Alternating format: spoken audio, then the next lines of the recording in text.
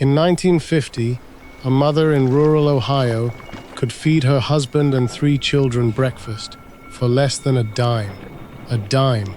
She used lard, day-old bread, and 1 egg divided 4 ways.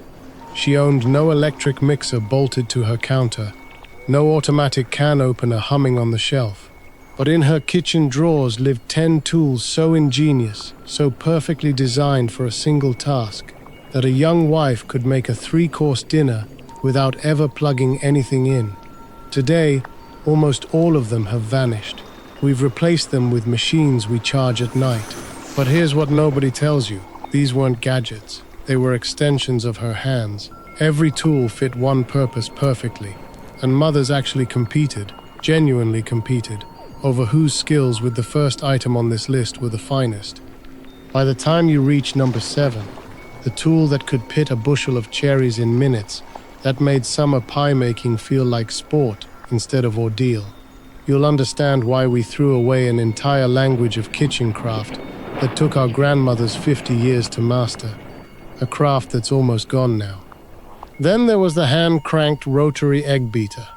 In 1953, a mother in West Virginia needed whipped cream for a birthday cake, and she had no electricity, no buttons, just her wrist, her rhythm, and this small metal tool that had been patented way back in 1884. Every afternoon, that metallic whirring sound meant baking was underway. 2 mothers working side by side would never produce identical results. Each woman's strength, speed, and feel were written directly into the batter itself. She'd crank steadily for 10 to 15 minutes to whip egg whites stiff enough for angel food cake, or cream thick enough to hold peaks. The faster you cranked, the more air worked in.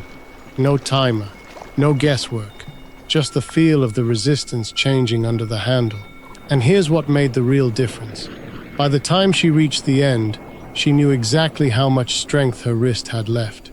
That kind of knowledge, that intimate connection between tool and outcome, disappeared almost overnight once electric mixers arrived. And then the counter-mounted meat grinder, a cast-iron grinder bolted permanently to the kitchen counter, usually at the corner where natural light was best. A mother fed raw pork or beef into the metal hopper, turned the hand crank, and watched ground meat emerge from the other end. Homemade sausage, meatloaf, and hash all began at this single machine. The grinder never wore out.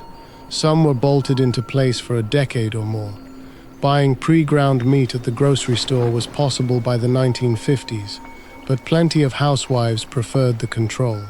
She could choose which cuts of meat to grind, control the coarseness with interchangeable perforated plates, fine or coarse, and know exactly what was going into her family's food. No additives, no mystery. The physical act of cranking the handle meant she was invested in the outcome. A pound of meat took 5 minutes of steady turning. By 1960, most families had stopped using their grinders. Pre-ground meat from the butcher counter seemed modern and convenient. But that shift meant losing something quiet and important, the direct knowledge of where food came from. Every summer, cherry pie meant hours of pitting by hand, until this small spring-loaded device arrived. A mother placed a single cherry in the shallow cup, pressed the handle, and a spike shot through the center, ejecting the pit into a collection chamber. Summer cherry season suddenly became manageable. Mothers who once pitted by knife in silence now gathered around the kitchen table, and the work became almost social. One hand rocking the handle rhythmically, while the other fed cherries. The cherry pitter used mechanical leverage to drive that spike clean through the pit in one motion. A skilled mother could pit a bushel of cherries in an afternoon instead of a full day. The tool cost about 35 cents and lasted forever. It did one thing perfectly and nothing else. That kind of specialization, a tool for one specific task, was simply how kitchens worked back then. Baking demanded aeration. A mother couldn't simply dump flour into her mixing bowl. It would pack, and her cake would be dense and heavy. The flour sifter, a cylindrical metal container with trigger handles that opened and closed wires inside, fixed that problem. She measured flour into the top, held the bowl underneath, and worked the trigger handle up and down until light, fluffy flour fell into the bowl below. No electricity existed for this task until the 1970s. This small ritual, repeated hundreds of times a year, was simply part of what a baker did. The sifter aerated flour by forcing it through fine wires multiple times. A mother typically sifted flour 3 times for delicate cakes. The action was rhythmic: squeeze, release, until the flour no longer resisted the trigger and you knew the job was complete. Tender cake, in other words, required patience and repetition. But what modern cooks don't realize is that the sifter was also teaching something deeper: the idea that good results required a process, not just the right ingredients. My favorite of them all, the Mouli rotary grater. This French-made import arrived in American kitchens in the mid-1950s and seemed impossibly modern. A small metal drum with 3 removable cylinders, fine grater, medium grater, and slicer, that rotated with a hand crank. Cheese, chocolate, nuts, even vegetables could be reduced to consistent texture without bruising or crushing. A mother could grate a pound of cheddar in 5 minutes instead of 30 with a box grater. It was a luxury item, treasured and kept safe in a special drawer. The rotating drum held the food steady, while interchangeable grating cylinders did the work. A mother fed food into the opening, turned the crank at a steady pace, and watched uniform shreds emerge. 3 different textures meant one tool replaced 3 specialized devices. This was genuine efficiency, not labor-saving so much as labor-clarifying.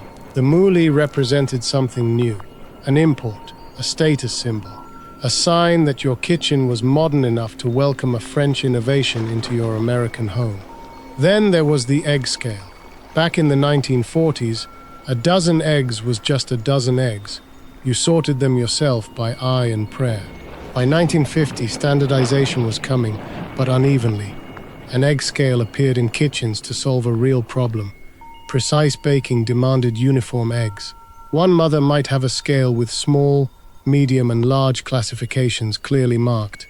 She dropped each egg gently into the shallow pan, read the measurement, and sorted them into canisters. This was boring, methodical work, but it mattered. A cake made with 5 small eggs would bake differently than one with 5 large ones. The scale itself was calibrated to prevent eggs from rolling and cracking while you read their weight class. No guesswork, no surprises halfway through baking. Modern grocery stores standardize eggs before they leave the warehouse. In the 1950s, that responsibility fell to the cook. Precision demanded a tool. Every kitchen had a cabbage shredder. Picture a flat wooden or metal board about 12 inches long, studded with sharp parallel blades set close together. A mother pulled half a head of cabbage downward across those blades, and it emerged on the other side as consistent thin ribbons. One tool, one purpose. Cabbage slaw and pickling projects produced uniform results because the tool itself guaranteed uniformity.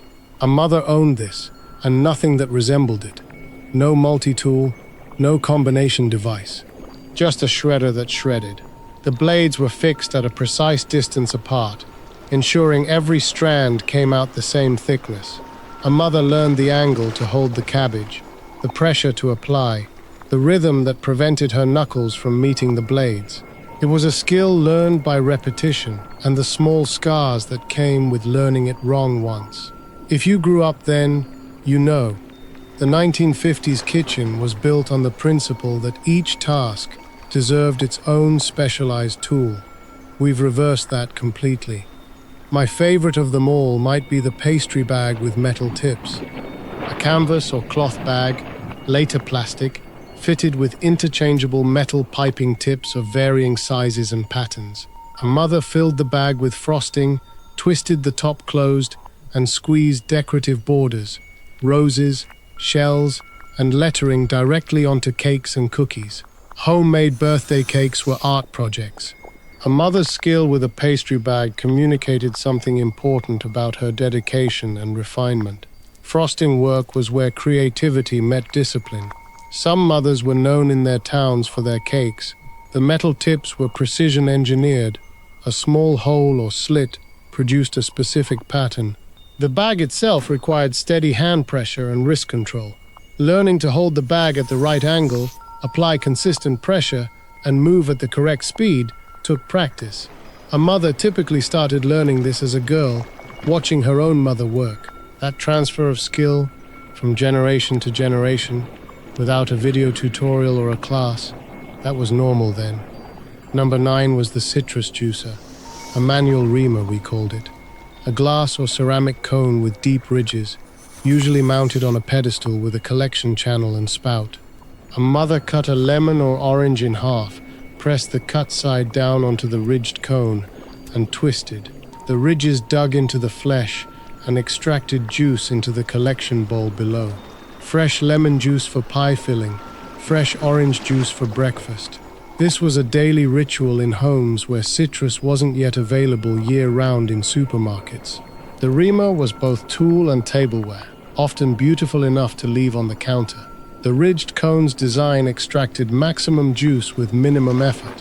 A mother learned to apply downward pressure while twisting in a figure-8 motion. One large lemon yielded about 3 tablespoons of juice. Nothing was wasted. The ritual took 2 minutes and was expected to happen every morning. You might remember the sound of it, that quiet scrape and squeeze, the smell of citrus filling the kitchen before dawn. And finally, the nut grinder. Nuts were expensive and precious. Waste was unthinkable. This small tabletop grinder with adjustable metal plates could reduce walnuts, pecans, or almonds to fine, consistent texture for cakes, cookies, and toppings. A mother placed shelled nuts in the hopper, turned the hand crank, and watched them emerge as flour-fine powder or rough chunks, depending on which plate she'd selected. Pistachio cake, almond date loaf, pralines.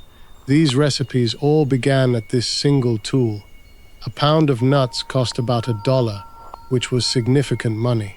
The adjustable plates allowed a mother to control texture precisely. Fine grinding took longer and required steady pressure. Coarse grinding was faster, but wasted less nut material. Some mothers specialized in nut work and could grind a pound of almonds in under 10 minutes with perfect consistency. If you grew up in that kitchen, you knew which mothers could make the best nut cakes in town. It wasn't luck. It was hours spent at this grinder, learning its resistance, its rhythm, its voice. And that's the thing about these tools. They weren't just in the kitchen. They were part of who we were. A mother's hands knew the meat grinder's resistance, the egg beater's rhythm, the precise pressure needed on a cherry pitter. These weren't appliances to her.